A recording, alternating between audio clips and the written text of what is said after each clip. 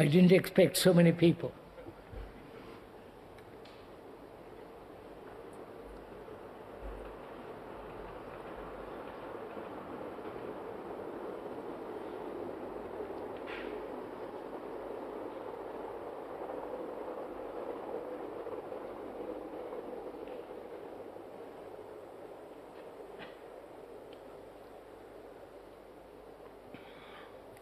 I wonder what we shall talk about.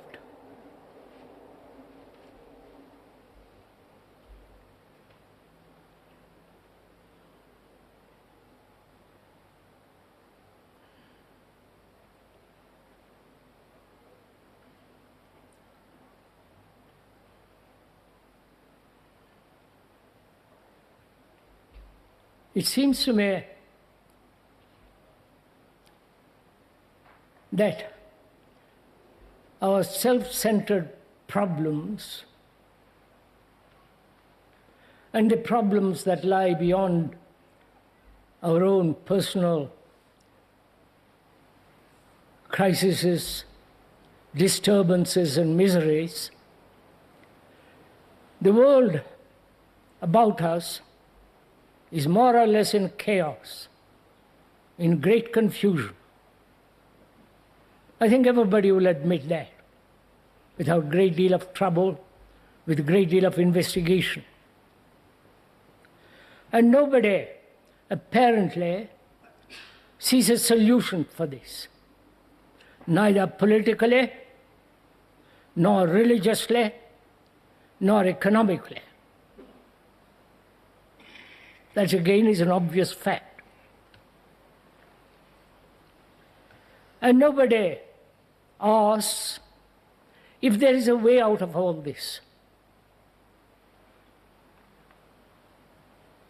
The trap in which human beings have been caught for millennia. If there is any way out of this mess, confusion, turmoil, terror, not finding an answer, many people resort to the old traditions, join old religions, or form a small community, hoping thereby to solve their own particular problems.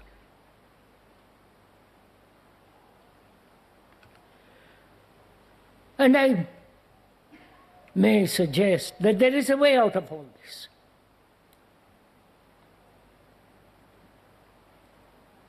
Out of our present continuous misery,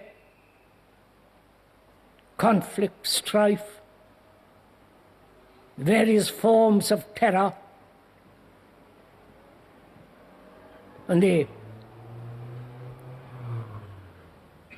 threatening wars, not only near but far. So to investigate all this and find out if there is a solution, a way out, without suppression, without escape, without any kind of illusion.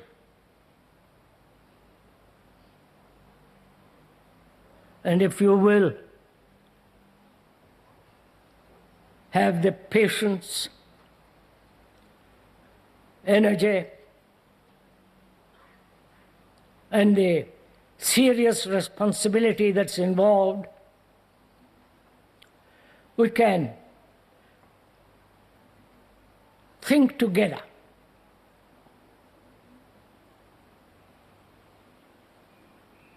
I hope you are prepared for that. Thinking together. There are two different kinds of thinking.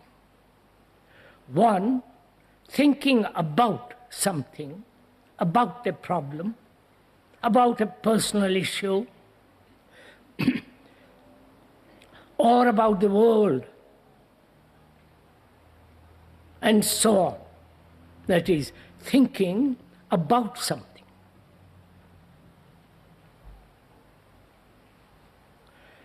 And is there another kind of thinking which is not about something?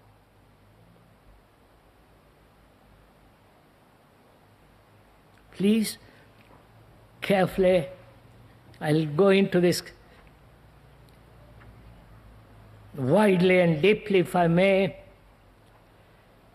So we are asking, our minds are accustomed to think about something, about a problem, out of our personal desires, fulfillments, sorrow, anxiety, and so on, about something. And we are accustomed to that, thinking about. We are asking, not about something, but thinking itself.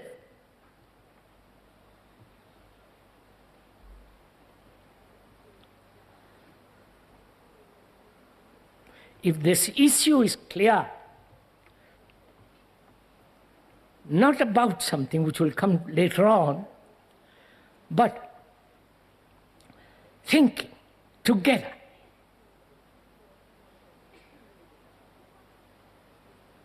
Please see the difference. Thinking together does not mean that you agree or disagree, accept or reject, defend or offend, but together find out if it is possible by thinking together we can act together.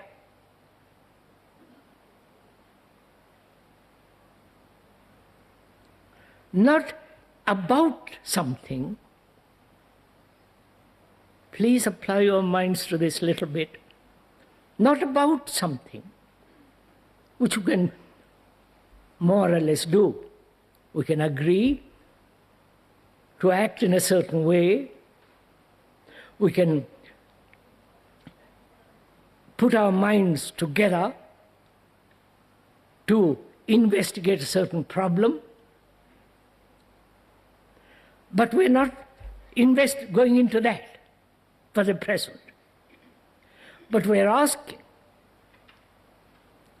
thinking together, without any barriers, without any inhibitions, without any prejudice, letting go your personal experiences, your personal urge to fulfill, which means you, the speaker, together be free to think.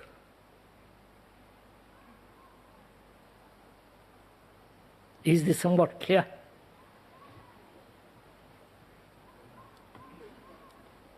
Please, this needs a great deal of investigation, because we are conditioned to think together about certain ideas, about certain conclusions, philosophical, historical, and so on. Then there are those who agree and those who disagree. They form two camps, each opposing the other.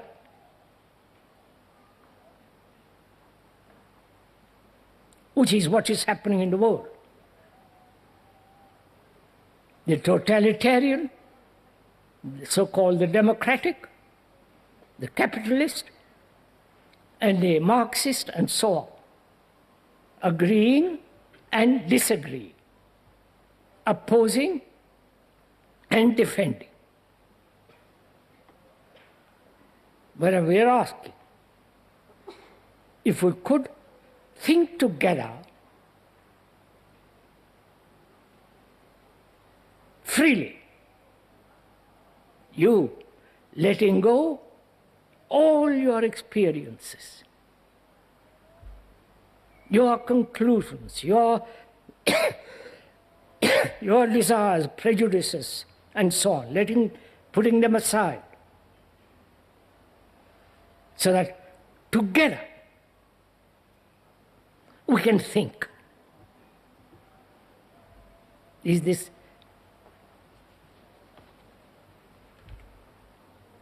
Will you do that? You, the speaker, putting aside his beliefs, his opinions and judgments and evaluations, his hopes and so on, and together think. Not about something, but think. Is this, shall we do it? Which means that being free for our own personal problems,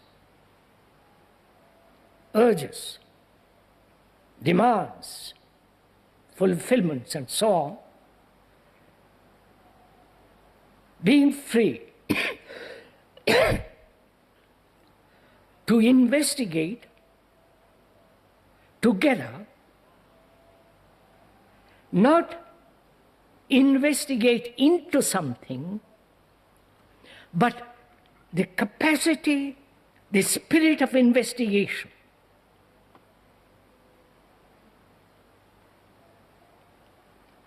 Is this somewhat clear?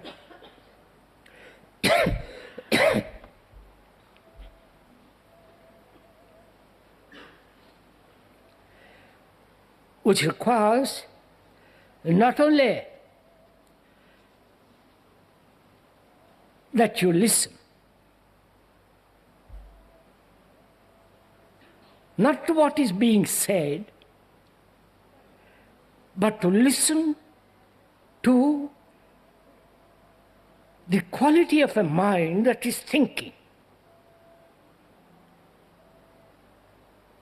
Not with regard to something, but listening to the whole quality of thinking.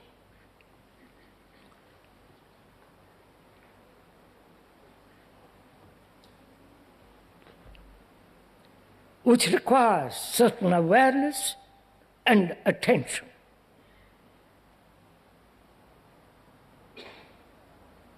Right? Where there is attention, there is no center from which you are attending.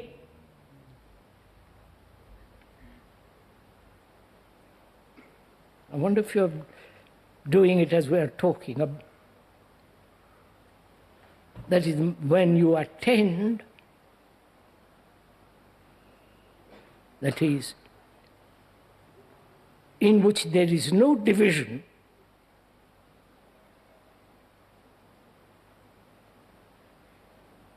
then in that attention,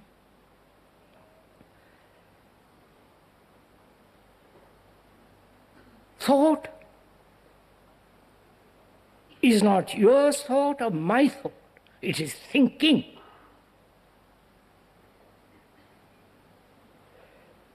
Is this, can we proceed along these lines? Are we following each other?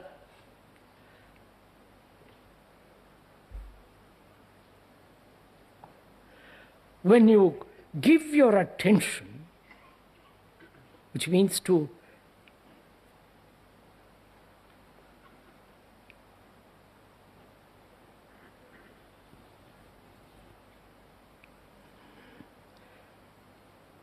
give all your mind, your heart, your nerves, to completely give attention, do you find that there is a center from which you are attending?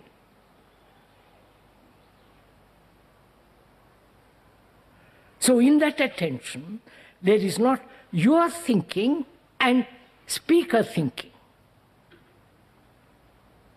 There is only a quality of a total attention. Right? Don't look so mystified. It's really quite simple.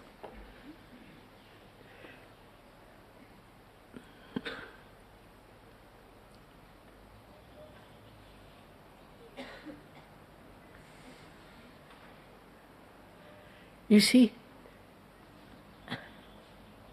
our thinking, ordinary, everyday thinking, is with regard to a certain subject, to a certain action, to a certain problem. Thinking about something, right? Right? That thinking is from an experience, from a memory, from a knowledge. Therefore, it's your experience opposed to another experience. So there is always division. Right? Please follow this. You have your opinion, and another has his opinion. And the two divisive opinions, dividing opinions, can never come together. If you believe in something, another believes in something else strongly, then there is wide cleavage to that way of thinking we are accustomed, right?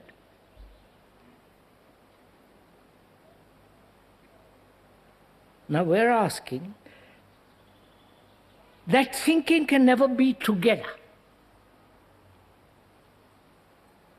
Because it's always either opposing, defending, or accepting. Whereas we are saying something entirely different. Thinking together implies that you and the other have let go all his prejudices and all the thinking together.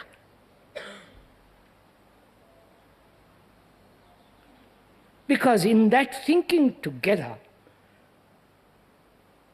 there is no your thinking and my thinking separate. It is together thinking.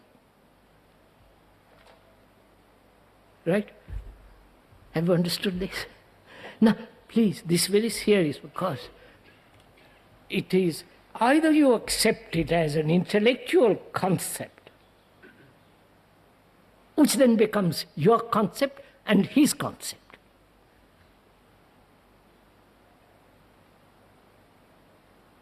If you merely accept the verbal explanation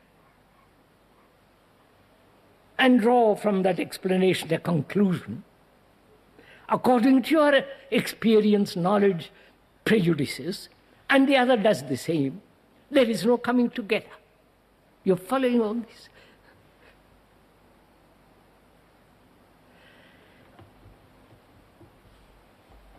It's important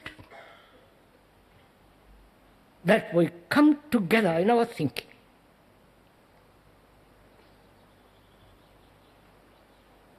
So that there is no barrier between your thinking and my thinking, his or hers. Can we do this together? Because from this we can proceed.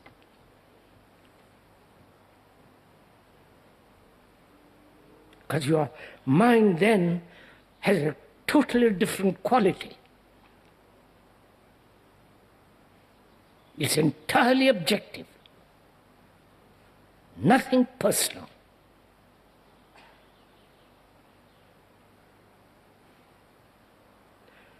The self-centered problems with which we are burdened can never be solved unless there is a different quality of thinking or different quality of perception.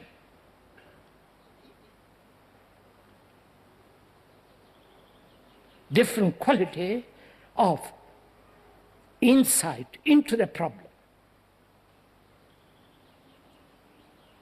Right? I wonder if you're following all this. So,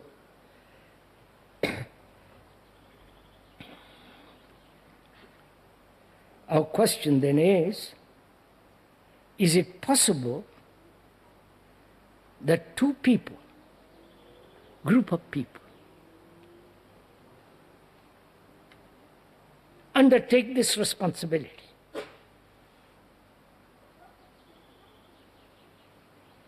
That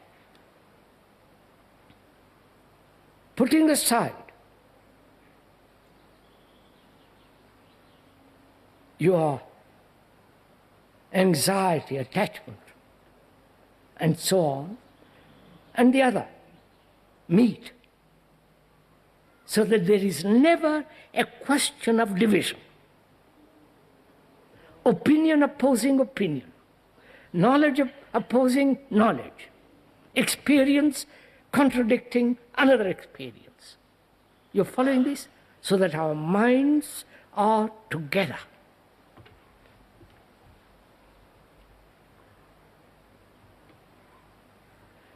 The totalitarian states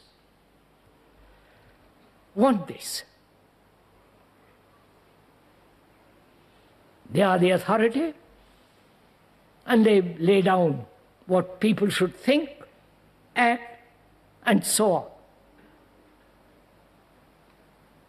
That's what's happened.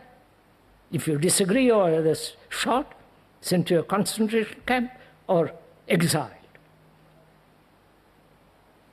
We are not saying that at all. On the contrary.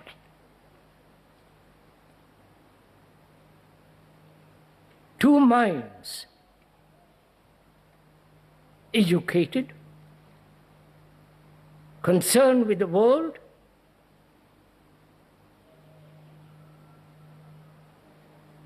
and are committed to find out whether there is a way out of this, out of the trap, out of this terrible mess that man has created for himself and for others. Can we do this together? Akupit. You understand the question now? Together, our minds are equal. So there is no speaker is not telling you what to do and you obey or disregard or accept. But our minds are together, being free to solve our problems. Right? Can we do this? Will you give up your Zen meditation? Give up your particular guru? Give up your belief? Your own experience to which you cling to? Your own personal, self-interested problems? Let go and then meet together. Do you see what takes place if we can do this?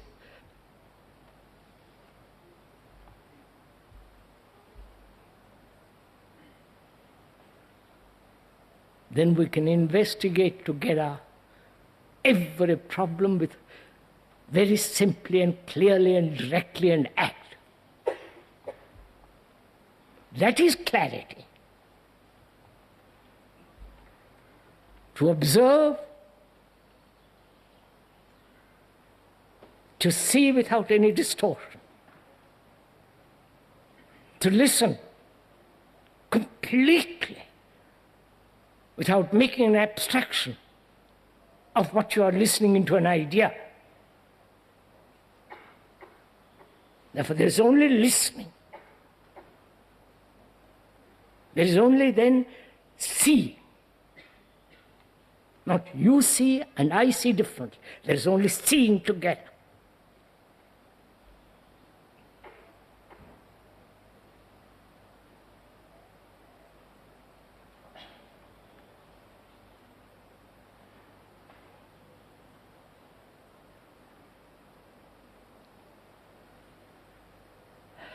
Right? See, we have instantly moved away from our own little sphere, from our own backyard.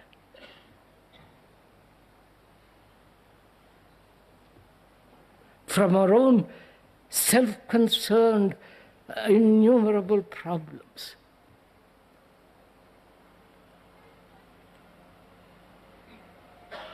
Have you? Please, this is serious. We want to talk together. This is really important. Or do you carry the burden of all the troubles, anxieties, griefs, and sorrows, and try to listen to another fellow what he's talking about? If you do that, then you are trying to conform to the pattern set by another. Obviously. And so there is always division. Right?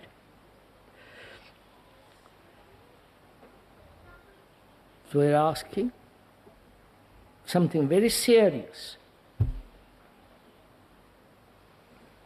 And as you have taken the trouble to come to this, into this tent, expenditure, energy, petrol, and all the rest of it, away, together, thinking.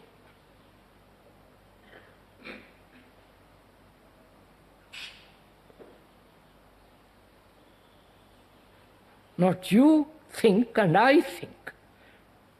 Thinking together.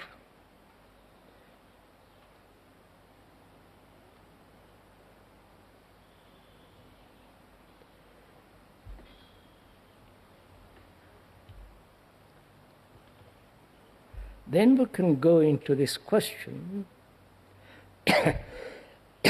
of time. Thinking together.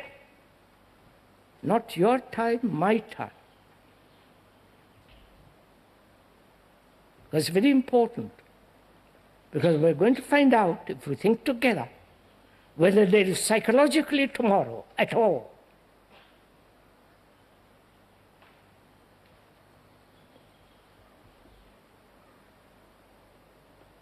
Because that may be either an illusion or a reality. That there is psychologically tomorrow. Tomorrow means many, many, many, many tomorrows. Either that may be an illusion, and so, being an illusion, you can put that aside and face this question, whether there is psychologically a progressive evolutionary movement, which is time. I wonder if you follow this. Are you used to my language and therefore you can go to sleep? You might say, oh yes, you have heard all this before.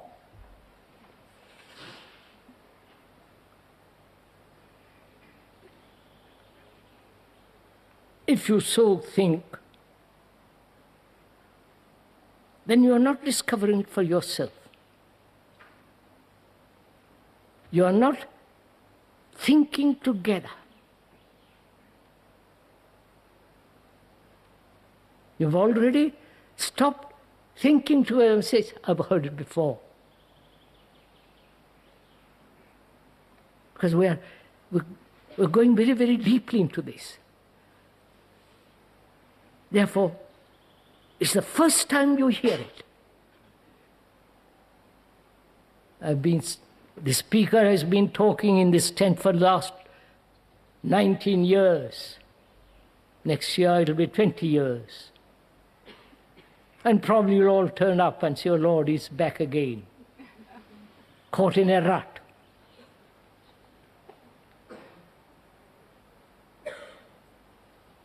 We're not caught in a rut. We're free to listen, to observe,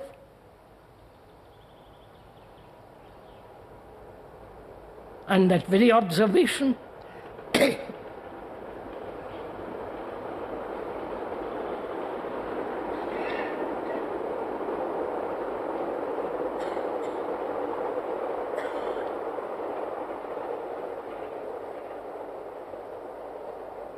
that very observation, listening, reveals the truth. Not the idea about truth. So we're asking a very serious question. Because all our conditioning, all our education, both religious, personal, and worldly, is allowing or giving time to achieve something. One needs time to learn a language. One needs time to learn how to drive a car. Time is necessary for acquiring skill, technological skill. To be a good carpenter, you need time.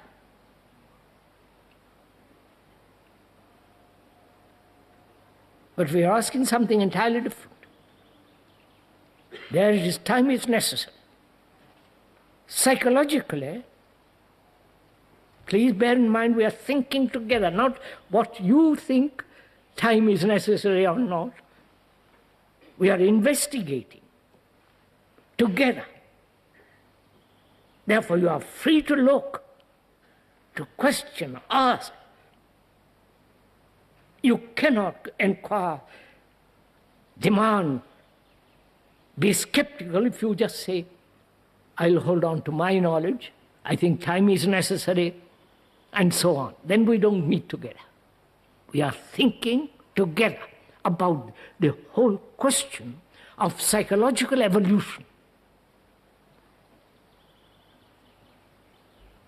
Because man, throughout the millennia, has been accustomed, is used, conditioned to think that he will evolve. I am this today, give me time to change. I am envious, frightened, burdened with enormous sorrow, and I must have time to get over it, to go beyond it. This is what we are used to. So the speaker is saying whether such psychological evolution exists at all, or it is the invention of thought.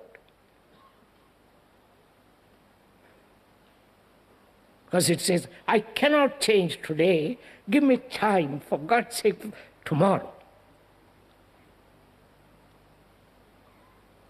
the everlasting becoming. I'll be successful as an executive, as a first-class engineer, or a first-class carpenter. All those need skill and you need time. But we are asking, is there psychological evolution at all? The me becoming something. You understand?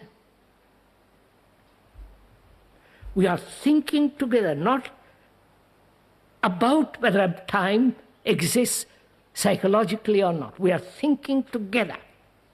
Therefore, there is no opposition. Right?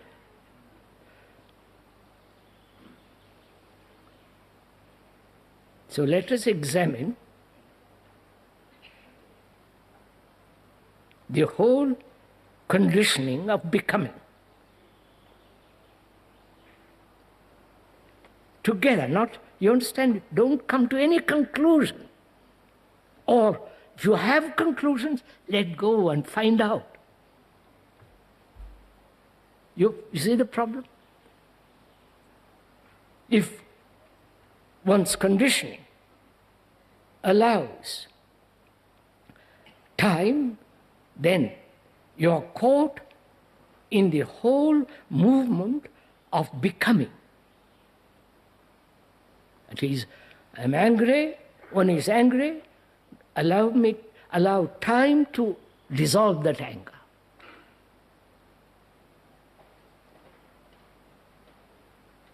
That is one's condition, that's one's habit. And if you cling to that, we cannot think together.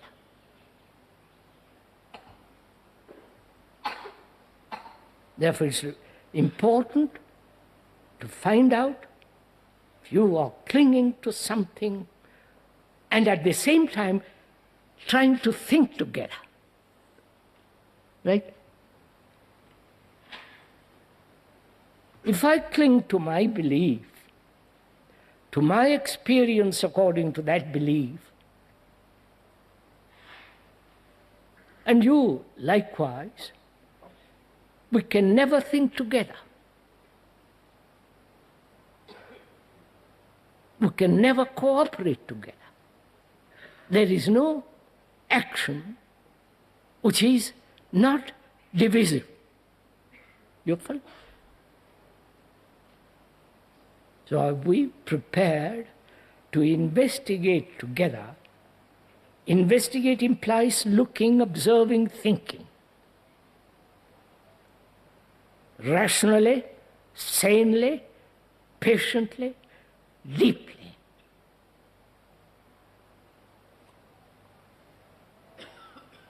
Am I, as one, free to inquire into this question? The me, the self-centered activity, the constant movement, whether you're asleep, awake, walking, talking, it's this constant central activity of me. Has that a tomorrow, a progressive ending of it, or a progressive continuity of it, a refinement of it?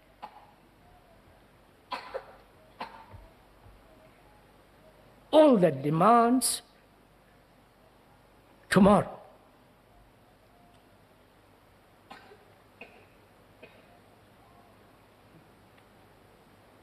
Now, psychologically, is there a tomorrow? Please, this is a very serious question.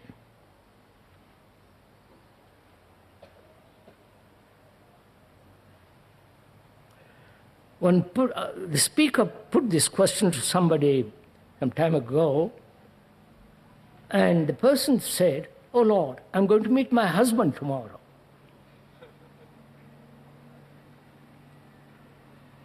You understand? Oh, come on, there is nothing difficult. Don't be puzzled. All her anxiety, hope, pleasure, you follow? The whole memory of the husband. And if there is no tomorrow, what is my husband? We're all,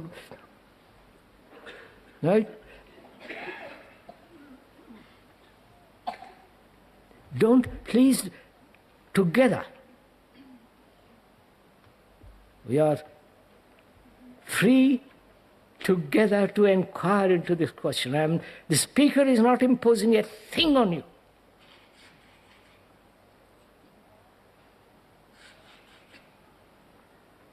But it's very important to find out if there is a tomorrow.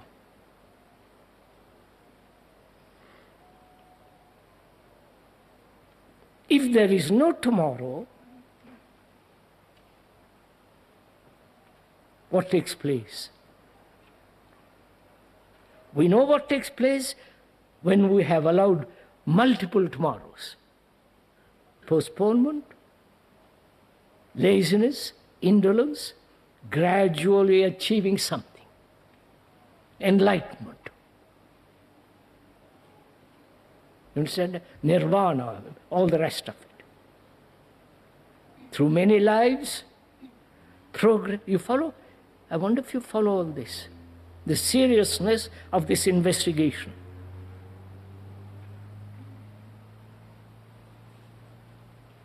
If there is no tomorrow, psychologically, then what happens to the quality of your mind?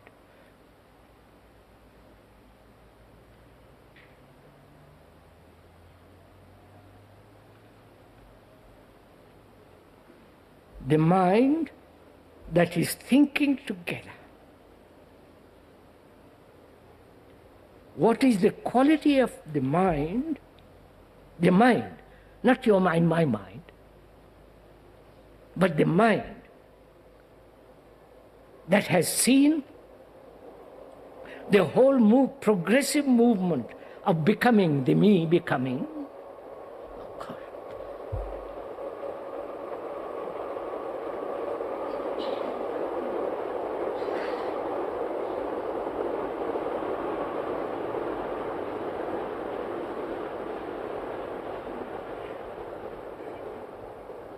That has seen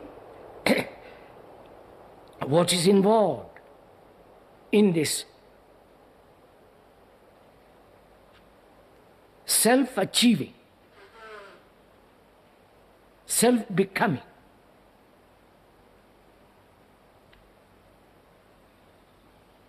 And what is involved when psychologically there is no tomorrow, no future. Do you understand, sir?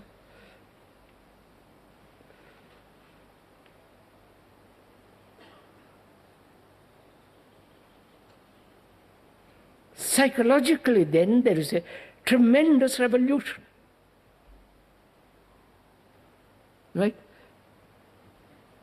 Is this taking place with you? That's what is important. Not the words, not the speaker what he's stating, but actually, actual means that which is happening now, the actuality. Is the actuality that in investigating together, the mind has discovered the truth that there is no tomorrow, psychologically. Then what takes place with the quality of one's mind? You understand what I'm saying?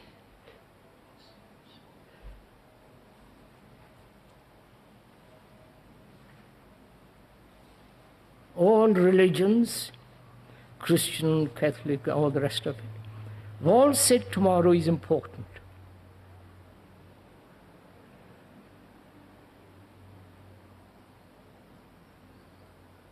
Tomorrow in Christian world, one life.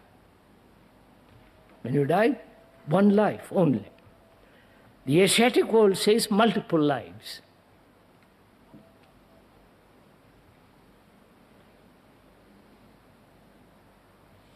Probably You neither believe or accept either of those two. I don't know. But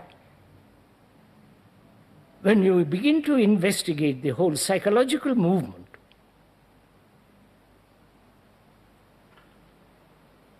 the me, the X, becoming, you follow?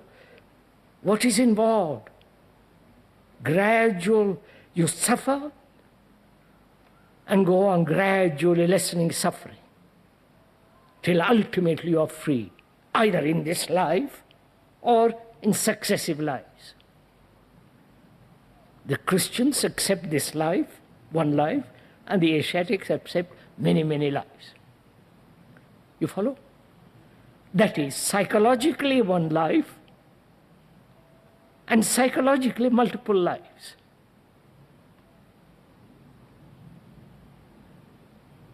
And together, you and I have looked at it without any prejudice,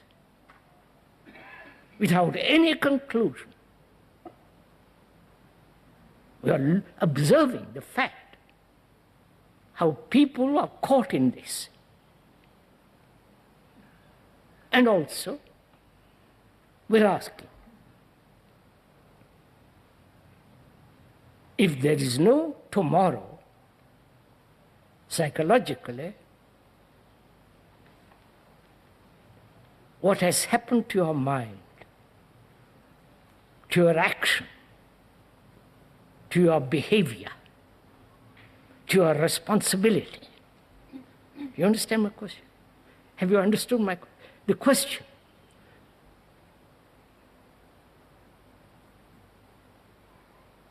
What is your conduct if there is no tomorrow? Conduct implying responsibility with regard to another in action.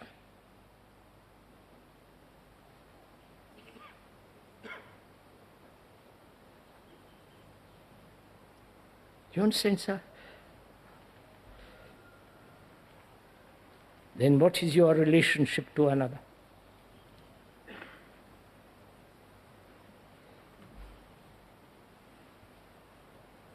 Please, together we are investigating. Don't look at me and say, please tell me.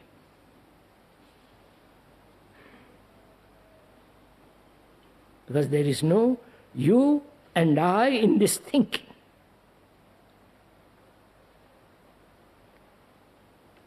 In this observation, in this quality of listening.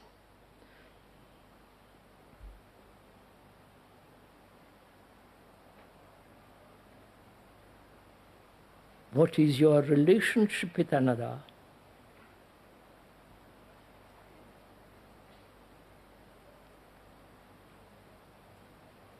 When there is no tomorrow, psychologically.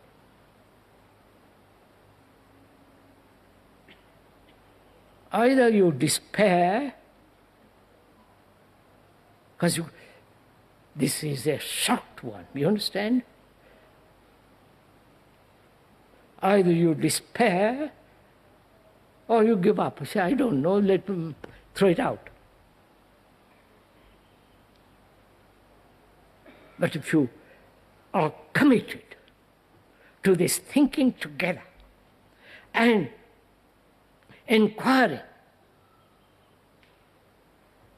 into the progressive business and ending of today psychologically, then what takes place actually in the sense that which is happening now in your relationship with another.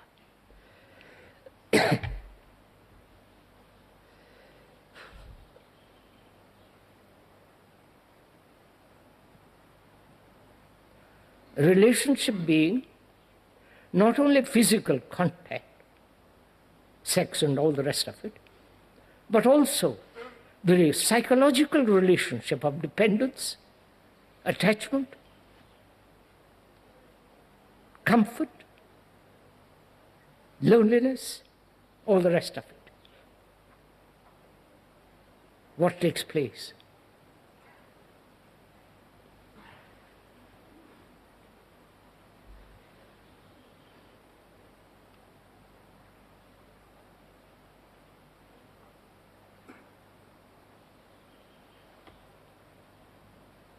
Would you tell me?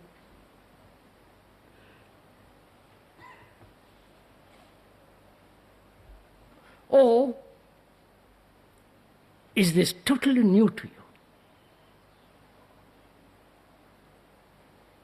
You are listening for the first time.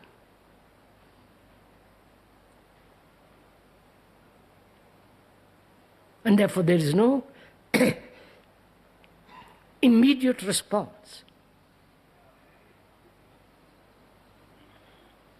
Right? And why not? You're following all this? I wonder if you are.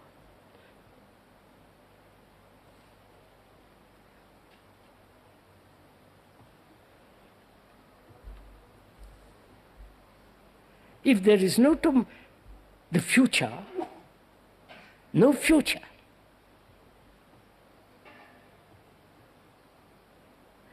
The future to which we are accustomed to, we know very well. The picture, the image, the pleasure, desire for success, spiritually and worldly. The priest wanting to become bishop, bishop wanting to become the cardinal, cardinal become the pope, the whole racket of it. And in the world too,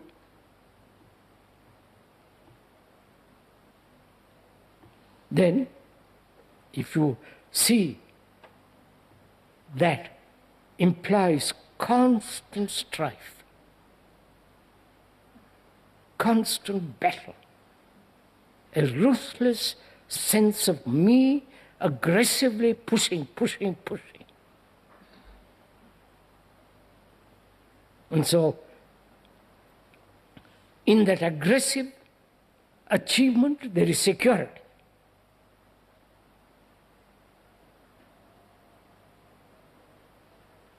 Hoping to have security. And in relationship also, security in another, with all its implications, anxiety, jealousy, displeasure, tears. We know all that very well. But if there is no progressive tomorrows, what is one's relationship to another? Intimate or not? Consult, find out.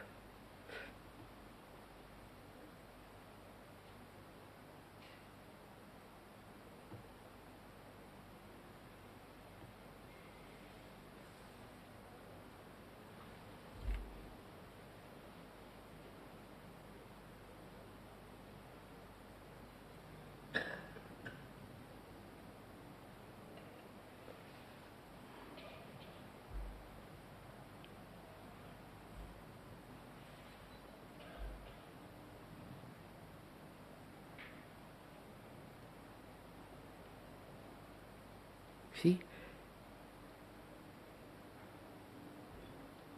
if we have understood the quality of thinking together,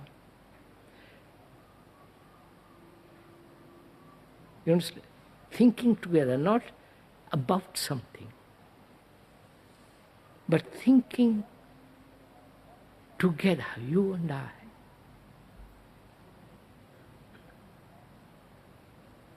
Then what is that? Where does that thinking together lead in my relationship to another? You following? The other doesn't know anything about all this. Suppose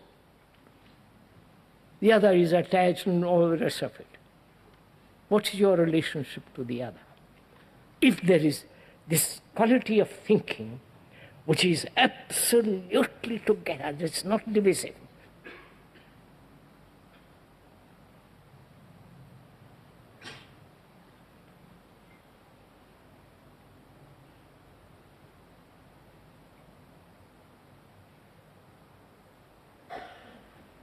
Do you want me to tell you? No, sir. Quite right, sir.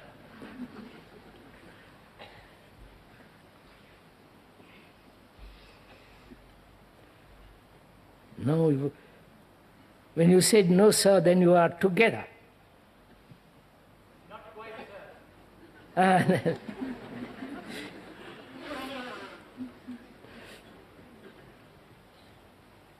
See, that is our difficulty. You want to think together with me. And I can't let go my ambition, my vanity, my prejudice. I can't let go because you want to have, you say, look, let's think together so that we have this quality, this spirit of actual cooperation in thinking. And I can't because I am attached to my thinking, to my memories, to my experience, to my accumulated knowledge. So it is I who have created the division, not you. You understand this? Are you doing that? Because if we are thinking in having that spirit, then what is if there is no tomorrow, what? You're missing the whole thing. Come on, sir.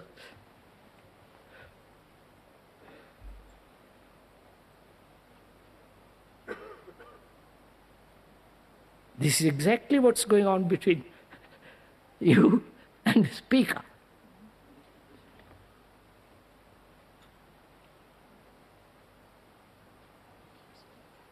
The speaker says, I have no personal problems, which is a fact. I have no belief, which is a fact. I have no experience. I've had great many, but I don't carry them, they're gone. I'm not entrenched in my particular opinion, prejudice, evaluations, right? Which is a fact. I would be a hypocrite if I'd say something else. So I say, let's think together and see the beauty of thinking together. And you say, how can I let go my knowledge, my experience? I can't, I love them. This is my life. So you create a division in the world.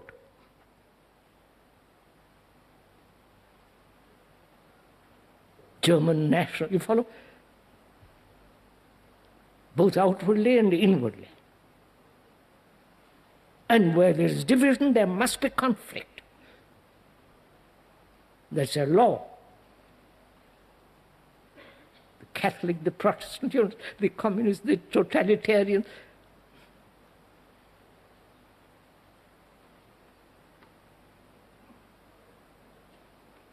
So the speaker says, please, my friend, let's think together.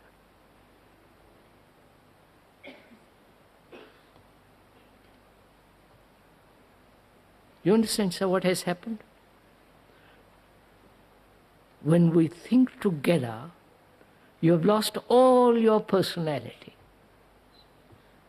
You don't see it. You follow? You're no longer Mr. Smith and Mr. K. Oh, come on, sirs.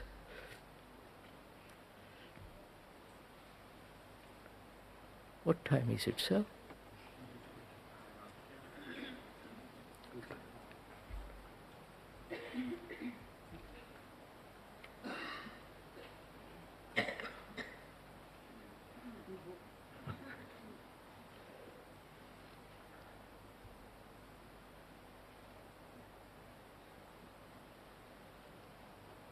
This is the purpose of these talks and dialogues, that we together dissolve all our problems.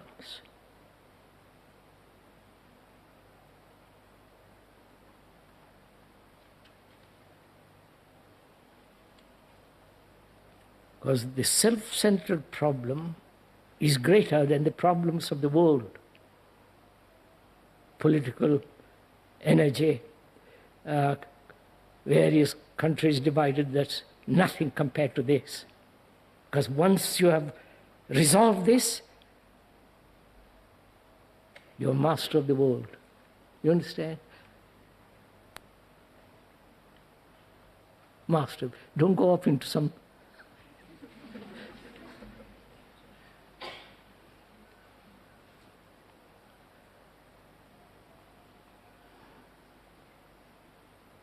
I think that's enough for this morning, isn't it? Basta? Bene.